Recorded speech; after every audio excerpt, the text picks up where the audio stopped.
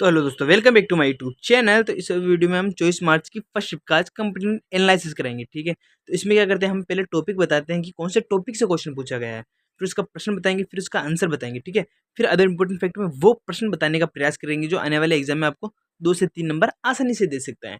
क्यों? क्योंकि जो फैक्ट बताता हूँ मैं आपको, वो ही फैक्ट होते हैं जो 4 से 5 बार रेलवे के जो पुराने एग्जाम हुए हैं उसमें रिपीट होने वाले क्वेश्चन है। जो भी 5 से 6 बार रिपीट हो रखे हैं उनको मैं अदर इंपॉर्टेंट फैक्ट में लाने की कोशिश करता हूँ, जो आने वाले एग्जाम में आपको 2 से 3 नंबर आसानी से दे सके। इसके लिए आपको बस कुछ नहीं करना है, वीडियो को लाइक करना है, चैनल को सब्सक्राइब करना है, अपने दोस्तों तक शेयर करना है, ताकि उनको भी 100% एनालिसिस तो मिल ही सके। क्योंकि एनालिसिस तो सब करा रहे हैं, लेकिन हम इंपॉर्टेंट फैक्ट वो बता रहे हैं जो 4 से 5 बार पुराने एग्जाम में पूछे गए हैं, ताकि आपको 100% बेनिफिट के साथ साथ वो भी क्वेश्चन मिल सके जो आने वाले एग्जाम में आपको 2 से 3 नंबर आसानी से मिला सके। ठीक है, अगर आपको वीडियो में कुछ भी कमी लगती है तो आपको कमेंट में करना है, ताकि हम इस वीडियो को और सुधार सके, ताकि आपको 2 से 3 क्वेश्चन ही नहीं मिल पाए, आपको 4 से 5 क्वेश्चन तक भी इस वीडियो में मिलने की हम संभावना बिठा सकते हैं। तो आपको क्या करना है, हमारी को कमी जो होती है ना, उसे हमें कमेंट में बताना है। ठीक है, तो बिना देर के वीडियो को स्टार्ट करते हैं। हमारा फर्स्ट क्वेश्चन बुक से क्वेश्चन पूछा गया था। ठीक है, तो क्वेश्चन था, Leo the untold story of China super king पुस्तक के लेखक कौन है? तो इसके जो लेखक है वो अपने पीएस रमन है। ठीक है, अब पीएस रमन के बारे में एक्स्ट्रा इन्फॉर्मेशन देख लेंगे अपन। ठीक है, तो आप देखोगे लेखक पीएस रमन तमिलनाडु के महाधिवक्ता हैं। ठीक है, अब आप देख लो कि महाधिवक्ता वो जो होता है ना, जो उसका कौन सा अनुच्छेद में ये आता है, तो ये 165वें अनुच्छेद के अंदर आता है। कभी कभी आर्टिकल भी पूछ लेता है, तो वो भी आप याद रख सकते हो। इसके अलावा आप देखोगे इस पुस्तक का जो विमोचन मतलब प्रकाशन मतलब कब ये रिलीज हुई थी, तो ये 2025 में महेंद्र सिंह धोनी की उपस्थिति में किया गया था। ठीक है, नेक्स्ट क्वेश्चन देखेंगे हम। तो जो हमारा नेक्स्ट क्वेश्चन पूछा गया तो वो हरित क्रांति से क्वेश्चन था। ठीक है, क्वेश्चन में जो पूछ रखा था वो पूछ रखा था 1960 के दशक की हरित क्रांति के दौरान भारत में उपयोग की जाने वाली मुख्य उपज हाई यील्ड वेराइटी गेहूं की कौन कौन सी फसलें थी? तो आप देखोगे एक तो कल्याण सोना थी उस टाइम, और एक सोनारा 64 थी। ठीक है, अब इसके अलावा हम इम्पोर्टेंट वो भी देख लेंगे इसके जनक कौन है। तो आप देखोगे जनक, विश्व में हरित क्रांति के जनक डॉक्टर नॉर्मन बोरलॉग है। जबकि आप देखोगे जो भारत में जो इसके जनक है वो अपन MS स्वामीनाथन माने जाते हैं। ठीक है, और इससे जो सर्वाधिक लाभांतिक जो राज्य हुए थे वो आप देखोगे पंजाब है, हरियाणा और पश्चिम उत्तर प्रदेश है। ठीक है, नेक्स्ट क्वेश्चन देखेंगे हम। जो हमारा नेक्स्ट क्वेश्चन पूछा गया था वो चुंबकीय क्षेत्र की तीव्रता से क्वेश्चन था। तो क्वेश्चन पूछ रखा था, यदि एक सीधे धारावाही चालक में प्रवाहित होने वाली धारा को दोगुना कर दिया जाए तो उसके चारों ओर उत्पन्न चुंबकीय क्षेत्र की तीव्रता पर क्या इफेक्ट पड़ेगा? तो आप देखोगे जो चुंबकीय क्षेत्र की तीव्रता है वो दुगनी हो जाएगी। क्यों? क्योंकि वो धारा के समानुपाती होती है। आप देख लो, एक सीधे धारावाही चालक की चुंबकीय क्षेत्र की तीव्रता उसकी धारा के समानुपाती होती है। जैसे बी समानुपाती आई, आई का मतलब करंट हो गया, बी का मतलब चुंबकीय क्षेत्र हो गया। समझ में आया नहीं आया? नेक्स्ट क्वेश्चन देखेंगे हम। तो जो नेक्स्ट क्वेश्चन पूछा गया था अपने अविश्वास प्रस्ताव से क्वेश्चन था। ठीक है, जिसे इंग्लिश में कहते हैं नो कॉन्फिडेंस मोशन, जो अपने राज्यसभा लोकसभा में आता है। राज्यसभा को कभी भंग नहीं किया जा सकता। ठीक है, तो क्वेश्चन था, यदि लोकसभा में अविश्वास प्रस्ताव पारित हो जाता है तो क्या होता है? तो आप देखोगे पूरी जो मंत्रिपरिषद है उसको इस्तीफा देना पड़ता है। ठीक है, अविश्वास प्रस्ताव केवल लोकसभा में ही पेश किया जा सकता है। इसे पेश करने के लिए कम से कम 50 सदस्यों की समर्थन की आवश्यकता होती है। समझ में आया? नेक्स्ट क्वेश्चन देखेंगे हम। जो हमारा नेक्स्ट क्वेश्चन था वो कोशिका विज्ञान से क्वेश्चन था, मतलब बायोलॉजी से क्वेश्चन था। तो क्वेश्चन में पूछ रखा था, कोशिका के भीतर लिपिड वसा का निर्माण मुख्य रूप से कहाँ होता है? तो ये अपने स्मूथ एंडोप्लाज्मिक रेटिकुलम के अंदर होता है। ठीक है, जिसे इंग्लिश में SER के नाम से भी जाना जा सकता है। अब आप देखोगे RER, इसका मतलब होता है रफ ER। यहाँ प्रोटीन का संश्लेषण होता है क्योंकि इस पर राइबोसोम होते हैं। समझ में आया? अब लाइसोसोम को नाम भी देख लो आप, क्या होता है, इसका कार्य क्या होता है। इसे कोशिका की आत्मघाती थैली के नाम से जाना जाता है। इंग्लिश में इसे सोसाइटिक भी कहा जाता है, क्योंकि जब ये मुसीबत को देखता है ऑटोमेटिक फट जाती है थैली। समझ में आया ना? ठीक है, नेक्स्ट क्वेश्चन देखेंगे हम। तो जो नेक्स्ट क्वेश्चन पूछा गया तो वो अपने पूना पैक्ट से क्वेश्चन था। ठीक है, तो क्वेश्चन था, पूना पैक्ट 1932 के संबंध में निम्नलिखित में से कौन सा कथन गलत था?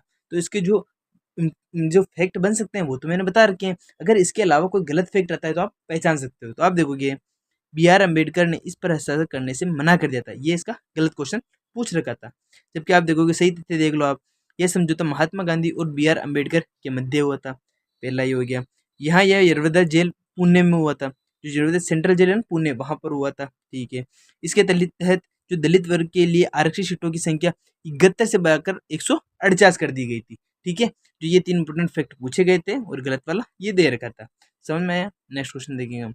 जो हमारा नेक्स्ट क्वेश्चन पूछ रखा था भारतीय संविधान से क्वेश्चन था। तो क्वेश्चन था 44वें संविधान संशोधन अधिनियम 1978 के तहत लोकसभा का कार्यकाल 6 वर्ष से घटाकर पुनः कितने वर्षों तक कर दिया गया था? तो 6 वर्षों तक घटाकर अपने 5 वर्ष कर दिया गया था। ठीक है, अब ये कौन से संविधान संशोधन द्वारा किया गया था? तो 42वें संविधान संशोधन 1976 आपातकाल के दौरान लोकसभा का कार्यकाल 5 साल से बढ़ाकर 6 साल कर दिया गया था। समझ में आया? लेकिन जो 44वां संविधान संशोधन 1978 हुआ था, उसमें जो जनता पार्टी की सरकार थी, इसने इसे 5 साल कर दिया।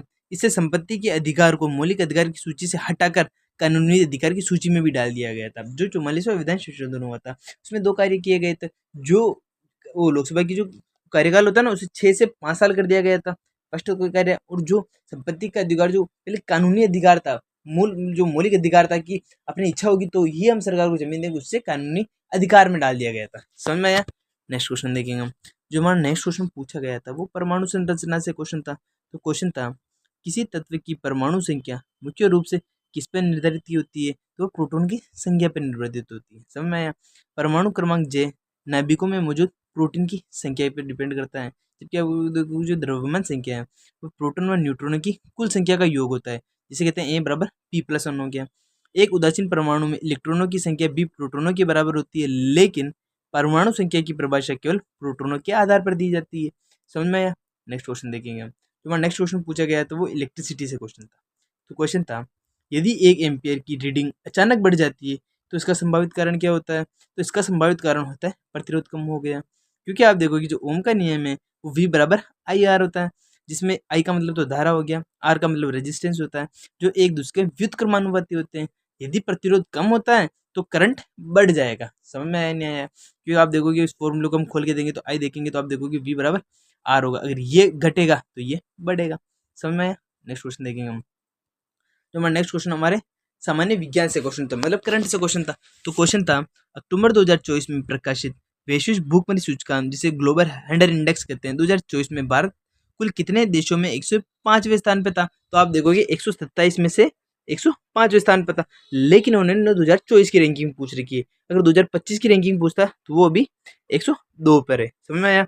GHI 4 संकेतों पर निर्धारित किया जाता है, जैसे एक तो अल्प पोषक हो गया, चाइल्ड स्टिंग हो गया, और चाइल्ड वेस्टिंग और बाल मृत्यु दर होती है। ठीक है, भारत की स्थिति को अभी गंभीर श्रेणी की सूची में रखा गया है।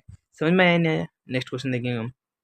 जो हमारा नेक्स्ट क्वेश्चन है अपने बायोलॉजी से क्वेश्चन पूछा था। तो क्वेश्चन था रफ एंडोप्लाज्मिक रेटिकुलम का मुख्य कार्य क्या होता है? तो इसका जो मुख्य कार्य होता है प्रोटीन का संश्लेषण करना होता है। समझ में आया? अब तो जानकारी देख लो आप। RER इसकी सतह पर राइबोसोम होते हैं, इसलिए यह प्रोटीन का निर्माण करता है। जबकि आप देखोगे SER इसकी सतह चिकनी होती है और ये लिपिड वसा के संश्लेषण में हमें सहायता प्रदान करती है। समझ में आया? नेक्स्ट क्वेश्चन देखेंगे हम। तो हमारा नेक्स्ट क्वेश्चन पूछा गया था रसायन विज्ञान से क्वेश्चन था। तो क्वेश्चन था यदि 2 विलयनों को बंद निकाय में मिलाया जाता है तो उनके कुल द्रव्यमान पर क्या प्रभाव पड़ेगा? तो आप देखोगे जो द्रव्यमान अपरिवर्तित रहता है, क्योंकि वो द्रव्यमान संरक्षण नियम का पालन करता है। आप देखोगे द्रव्यमान संरक्षण का नियम इसे एंटोनी लेवोजियर द्वारा प्रतिपादित किया गया था। समझ में आया? नेक्स्ट क्वेश्चन देखेंगे हम। जो हमारा नेक्स्ट क्वेश्चन पूछा गया था वो रसायन विज्ञान में हाइड्रोकार्बन से क्वेश्चन था। तो क्वेश्चन था असंतृप्त हाइड्रोकार्बन की रासायनिक अभिक्रियाशीलता संतृप्त हाइड्रोकार्बन की तुलना में अधिक क्यों मानी जाती है? तो वो अपने बहुमंद की उपस्थिति के कारण मानी जाती है। समझ में आया? अब इसके इंपॉर्टेंट फैक्ट में हम देखेंगे असंतृप्त हाइड्रोकार्बन जैसे एल्केन और एल्काइन में द्विबंध या त्रिबंध होते हैं, जो आसानी से टूटकर अन्य परमाणु के साथ जुड़ जाते हैं। समझ में आया? नेक्स्ट क्वेश्चन देखेंगे हम। जो हमारा नेक्स्ट क्वेश्चन पूछा गया था वो पर्यावरण में जैव निम्नीकरण से क्वेश्चन था, जिसे इंग्लिश में कहते हैं बायो डिग्रेडेबल, मतलब आसानी से वापस निर्माण किया जा सकता है जिसका। समझ में आया? आप देखोगे जैव निम्नीकरण पदार्थ मुख्य रूप से किसके द्वारा सरल घटकों में विघटित या अपघटित किए जा सकते हैं? तो वह सूक्ष्म जीव जैसे बैक्टीरिया और कवक द्वारा होते हैं। जैसे अपने कुछ कुछ जीव होते हैं ना, कुतर कुतर के उसको अपघटित कर सकते हैं। जबकि आप देखो ये सूक्ष्म जीव जटिल कार्बनिक पदार्थों को सरल अकार्बनिक पदार्थों में तोड़ देते हैं, जो मिट्टी की उर्वरता बनाने में हमें सहायता प्रदान करते हैं। एग्जाम्पल अपन केचुआ देख सकते हैं, जो किसान का मित्र भी माना जाता है। प्लास्टिक जैसे पदार्थ जैसे अजैविक न्यूनीकरण कहलाते हैं, क्योंकि ये सूक्ष्म जीव उन्हें विघटित नहीं कर पाते।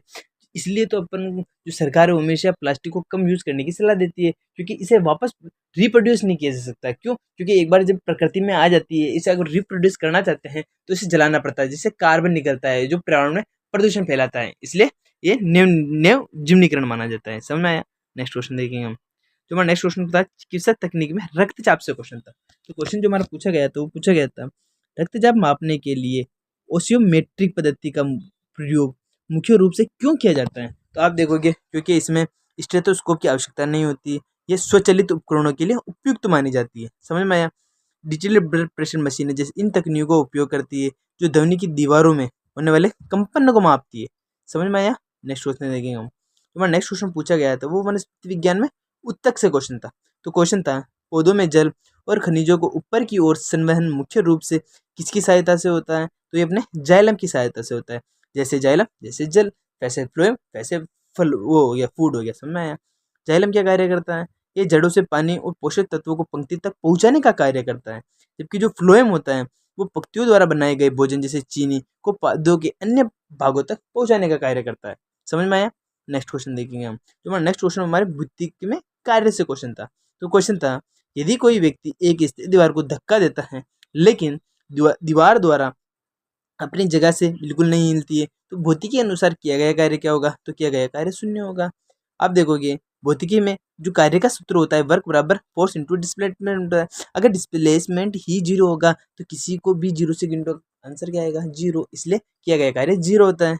यदि विस्थापन शून्य है तो किया गया कार्य भी शून्य होगा, चाहे लगाया गया बल कितना भी अधिक क्यों न हो। इसे मैं एक आपको एग्जाम्पल के जरिए बता सकता हूँ। जैसे मैंने दो मजदूरों को बुलाया, मैंने कहा इस दीवार को आपको हिलाकर उस तरफ पटकना है, लेकिन अगर पूरे दिन वो लगे हुए रहे, पूरे दिन उन्होंने पूरी अपनी मेहनत लगा दी लेकिन उसे हिला नहीं पाए, तो मैं उसे पैसे दूंगा क्या? नहीं दूंगा। क्यों? क्योंकि मैंने जिस काम के लिए उन्हें बुलाया था वो उस काम को कर ही नहीं सके। मतलब मैंने उन्हें विस्थापन के लिए बुलाया था कि इसको वहां विस्थापित करना है, लेकिन उन्होंने अपनी सारी मेहनत लगाई लेकिन विस्थापित नहीं कर पाए, तो किया गया कार्य कितना होगा? शून्य। तो मैं पैसे दूंगा क्या? नो। इस प्रकार आप समझ सकते हैं। नेक्स्ट क्वेश्चन देखेंगे हम। तो नेक्स्ट क्वेश्चन पूछा गया था भूगोल में उत्तराखंड से क्वेश्चन था। तो क्वेश्चन था उत्तराखंड के कौन से दो जिले हिमाचल प्रदेश की सीमा को स्पष्ट करते हैं। तो आप देखोगे एक तो उत्तरकाशी हो गया, एक देहरादून हो गया, ये स्पष्ट करते हैं। इसके इंपॉर्टेंट फैक्टर में हम देखेंगे उत्तरकाशी देहरादून जिले हिमाचल प्रदेश के साथ अपनी सीमा साझा करते हैं। जबकि आप देखोगे उत्तराखंड उत्तर में तिब्बत चीन और पूर्व में नेपाल के साथ अंतर्राष्ट्रीय सीमा भी साझा कर सकता है। ठीक है, ये तो अपने ने सीमा साझा के लिए पूछा, कभी कभी इंटरनेशनल की भी पूछ सकता है, तो आप पढ़ के जाना। ठीक है, नेक्स्ट क्वेश्चन देखेंगे हम। तो जो हमारा नेक्स्ट क्वेश्चन पूछा गया था वो केमिस्ट्री से क्वेश्चन था। केमिस्ट्री में कैल्शियम क्लोराइड का जो द्रव्यमान होता है उससे क्वेश्चन था। कैल्शियम क्लोराइड का मोलर द्रव्यमान कितना होता है। तो आप देखोगे 111 होता है। अब आप देखोगे कैसे होता है। तो कैल्शियम का जो परमाणु द्रव्यमान 40 के लमसम होता है, जबकि जो क्लोरीन है उसका 35.5 के लमसम होता है। लेकिन आप देखोगे 40 प्लस जो कैल्शियम है वो क्लोरीन है वो 2 है, तो क्लोरीन का होता है 35.5, इसको 2 से गुणा करेंगे तो वो बनेगा अपने 71। जब 71 को 40 के साथ जोड़ते हैं तो उसका आंसर 111 आएगा। समझ में आ गया। इसका प्रयोग बर्फ पिघलाने और धूल को नियंत्रित करने के लिए किया जाता है। समझ में आया नहीं आया। नेक्स्ट क्वेश्चन देखेंगे हम। तो हमारा नेक्स्ट क्वेश्चन पूछा गया था अपने भारतीय संविधान से क्वेश्चन था। तो क्वेश्चन था भारतीय संविधान का अनुच्छेद 338 निम्नलिखित में से किससे संबंधित है। तो ये जो 338 है वह राष्ट्रीय अनुसूचित जाति आयोग से संबंधित है, जिसे कहते हैं अपन NC BC नहीं NC 80 कहते हैं। ठीक है, national commission for schedule caste के लिए हो गया। समझ में आया। लेकिन जो इससे रिलेटेड जो अदर इंपॉर्टेंट आर्टिकल है वो भी देख सकते हो आप। तो आप देखोगे आर्टिकल 338A ये राष्ट्रीय अनुसूचित जनजाति आयोग से, ठीक है, national commission for schedule caste से संबंधित है। जबकि अनुच्छेद जो 338B है वो भी इंपॉर्टेंट बन सकता है। क्यों? क्योंकि ये राष्ट्रीय पिछड़ा वर्ग आयोग जिसे कि अपने कहते हैं national commission for backward class से संबंधित है। तो पूछ लेता है कि कौन सा आर्टिकल किससे संबंधित है, तो आप तीनों याद रख सकते हो। ठीक है, नेक्स्ट क्वेश्चन देखेंगे हम। तो हमारा नेक्स्ट क्वेश्चन है अपॉइंटमेंट से क्वेश्चन था। तो क्वेश्चन था श्री एस शंकृष्ण को जम्मू कश्मीर बैंक में अंशकालीन अध्यक्ष नियुक्त करने की मंजूरी किसने दी थी। तो ये अपने दी थी भारतीय रिजर्व बैंक ने दी थी। समझ में आया। आप देखोगे बैंकिंग क्षेत्र में उच्च पदों की नियुक्तियों के लिए RBI की मंजूरी अनिवार्य मानी जाती है। जबकि जम्मू कश्मीर बैंक एक निजी क्षेत्र का बैंक है जिसमें जम्मू कश्मीर की सरकार सबसे बड़े फैसले लेती है, मतलब सबसे बड़ा अधिकार जो किसी को जम्मू कश्मीर की सरकार का माना जाता है। समझ में आया। नेक्स्ट क्वेश्चन देखेंगे हम, और आज का लास्ट क्वेश्चन भी है। ठीक है, तो क्वेश्चन था अपने मॉडर्न हिस्ट्री से क्वेश्चन था। क्वेश्चन था भारतीय राष्ट्रीय कांग्रेस के पहले अध्यक्ष कौन थे। तो इसके जो पहले अध्यक्ष है वो वोमेश चंद्र बनर्जी थे। ठीक है, अब आप देखोगे जो कांग्रेस की स्थापना 1885 में एओ ह्यूम द्वारा की गई थी। ठीक है, जो प्रथम अधिवेशन हुआ था वो मुंबई के गोकुलदास तेजपाल संस्कृत कॉलेज में किया गया था, ठीक है। जो बदरुद्दीन तैयब वो कांग्रेस के पहले मुस्लिम अध्यक्ष माने जाते हैं, ठीक है। तो आज का हमारा लास्ट क्वेश्चन खत्म होता है। वीडियो अच्छी लगी तो वीडियो को लाइक करें, चैनल को सब्सक्राइब करें, अपने दोस्तों तक शेयर करें, क्योंकि हम पहले इसमें टॉपिक बताते हैं कौन से टॉपिक से क्वेश्चन है, फिर उसका प्रश्न, फिर इसका आंसर, फिर ऐसे ही फैक्ट हम बताने का प्रयास करते हैं जो पुराने एग्जाम में 4 से 5 बार रिपीट हो रखा है। और इस वीडियो में हम आपको इसलिए बताने का प्रयास करते हैं जो आने वाले एग्जाम है उसमें आपको 2 से 3 नंबर का आसानी से बेनिफिट मिल सके। तो आपको क्या करना है, चैनल को सब्सक्राइब करना है, वीडियो को लाइक करना है, अपने दोस्तों तक शेयर करना है, ताकि आपको 100% एनालिसिस तो मिल ही सके और अदर ऐसे इंपॉर्टेंट फैक्ट मिल सके जो आने वाले एग्जाम में आपको और हेल्प बना सके। ठीक है, बाय दोस्तों।